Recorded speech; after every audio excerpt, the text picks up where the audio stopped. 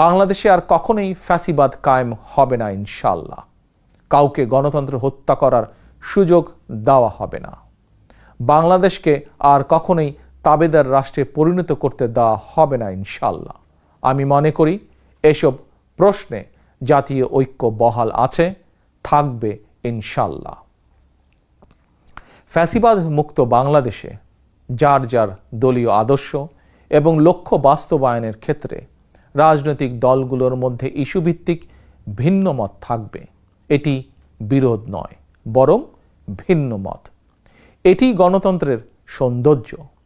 তবে ভিন্ন মত কিংবা বিরোধের মাত্রা যেন ফ্যাসিবাদ, উগ্রবাদ, চরমপন্থার উত্থান কিংবা পুনর্বাসনের কারণ না হয়ে দাঁড়ায়। স্যান্ডেলিনা সো, রূপচর্চায় আভিজাত্য। সে ব্যাপারে প্রতিটি রাজনৈতিক দল এবং গণতান্ত্রিকামী জনগণের প্রতি সতর্ক থাকার জন্য বিনীত আহ্বান জানাই। আমি মনে করি প্রতিটি রাজনৈতিক দল যার যার দলীয় কর্মসূচি কিংবা এজেন্ডা নিয়ে জনগণের আদালতে যাবেন। জনগণ কোনটি গ্রহণ করবেন কিংবা কোনটি বর্জন করবেন এটি সম্পূর্ণ জনগণের এখতিয়ার। এভাবেই প্রতিদিনের রাজনৈতিক চর্চার মধ্য দিয়ে রাষ্ট্র জনগণকে শক্তিশালী করে তুলতে হবে।